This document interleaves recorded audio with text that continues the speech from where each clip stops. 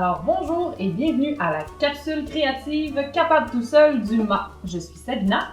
Je suis Aurélie. Et aujourd'hui, on va apprendre à faire notre propre papier. Pour faire du papier, ça prend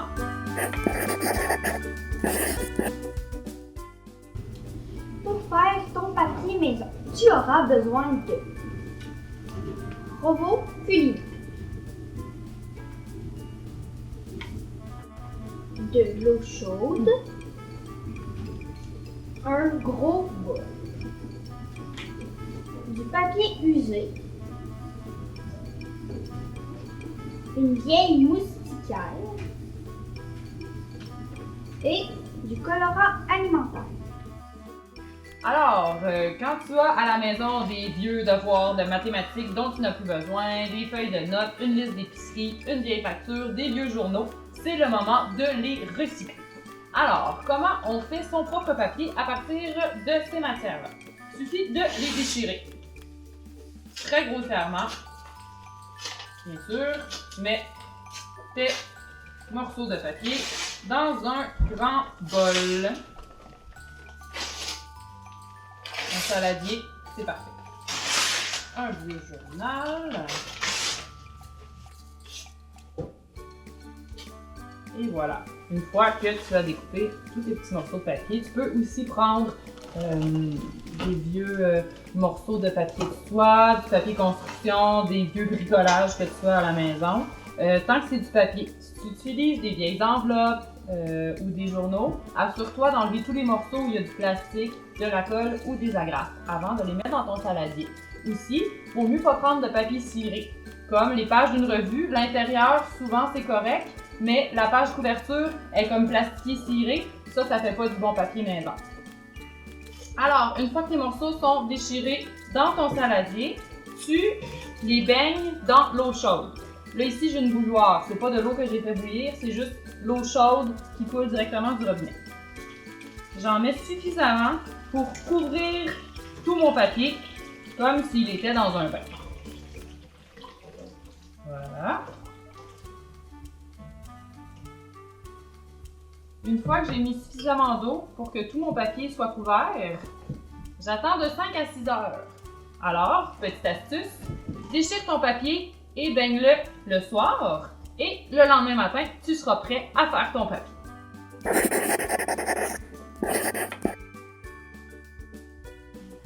Ici, on a des papiers qui ont déjà trempé pendant toute la journée. Voilà. J'ai ajouté à mon papier du vinaigre blanc. Quand tu mets du vinaigre blanc à ton papier, ça va l'aider à avoir une couleur plus blanche à la fin. Donc, ce que ça signifie, c'est que si tu utilises beaucoup de papier journal, ton papier va être plus foncé que si tu prends des feuilles blanches avec des notes dessus, par exemple. Alors, une fois que ton papier est prêt et a bien trempé, tu as besoin d'un robot culinaire. Ce qu'on fait, on prend le papier et on le met dans le robot. Pas de trop grande quantité à la fois. Il vaut mieux faire plusieurs robots que d'en mettre trop.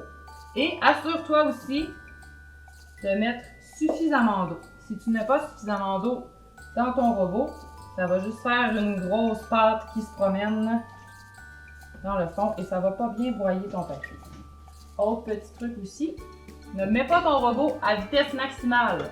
Vaut mieux que tu laisses ton papier plus longtemps à vitesse plus basse. Ça prend en moyenne environ 40 secondes.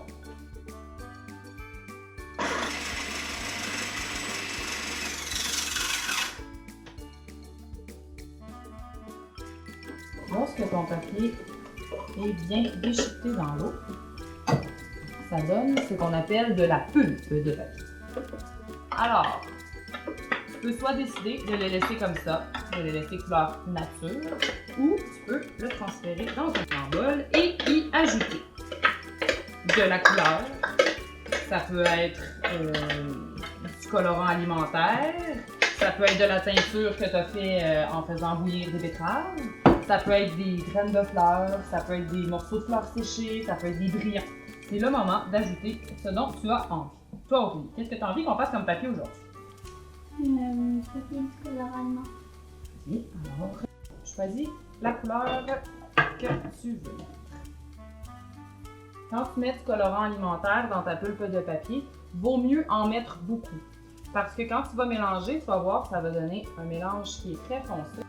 Et en séchant, ton papier, il va perdre beaucoup de sa couleur. Là, vous voyez, ça donne une pulpe qui est très foncée. Mais, vous allez voir le résultat tantôt, le papier pâlit beaucoup. Alors, une fois que j'ai ajouté mes brillants, mes fleurs séchées et la couleur que je désire, c'est le temps de sortir son tamis, son moustiquaire et son bac. Alors maintenant, c'est le moment de verser son papier sur la moustiquaire et de bien l'étendre. Là, mon papier il est très épais, mais c'est normal. Je vais le laisser égoutter environ 5 à 6 minutes, naturellement comme ça. Une fois que ton papier il est bien égoutté, tu prends des vieilles guenilles, des vieux chiffons pour absorber l'excédent d'eau. C'est la partie qui est super importante. Parce que ça va aplatir ton papier, ça va le solidifier, la pulpe va tout s'agglomérer ensemble et aussi ça va l'aider à sécher plus vite. Petite astuce de résultat de papier. On a un papier qui est plutôt très blanc. Tu vois, ça donne un papier un peu plus rigide que ce que tu as comme feuille de cartable ou comme feuille de notes ou de dessin à la maison. Mais c'est vraiment super pour écrire des lettres, faire des cartes, faire une carte au trésor ou même te faire un petit livre secret. Tu vois, ici, tu vois, ça donne un petit papier rosé. La pulpe était très foncée avant que j'appuie dessus et que ça sèche. Donc, ça vaut la peine de mettre beaucoup de colorant. Autre chose que tu peux faire, c'est faire plusieurs pulpes de plusieurs couleurs différentes et les coller une sur les autres pour te donner un papier de plusieurs couleurs. Personnellement, je préfère faire une couleur à la fois, mais comme tu vois, ça fonctionne très bien de faire plusieurs couleurs. Ici, on a un papier dans lequel j'ai ajouté des petites fleurs de bleuet. Donc, ça donne des petites taches mauves un peu partout. Petit truc aussi que j'ai tenté qui ne fonctionne pas très bien. J'ai mis une pulpe d'une couleur et j'ai rajouté une deuxième pulpe d'une deuxième couleur par-dessus. Je voulais faire une feuille recto-verso de 2 couleurs. Sauf qu'en appuyant dessus puis en voulant sécher, les 2 couleurs se sont mélangées. Puis ça donne une feuille qui est un peu brunâtre. Donc, vaut mieux séparer les couleurs que de tenter de les mélanger. Voilà, c'est un petit truc. Alors, la pulpe a égoutté pendant environ 5 minutes.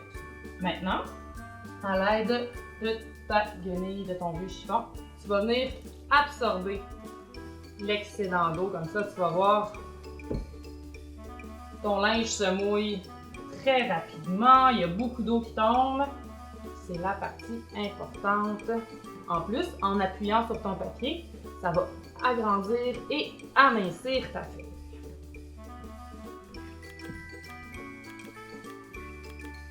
Ça.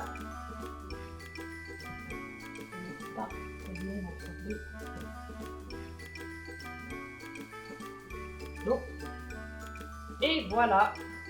Maintenant, ça prend encore un peu de patience. Ça prend de 1 à 2 journées complètes à bien sécher. Et voilà, faire son propre papier, c'est aussi simple que ça. Merci et bonne création!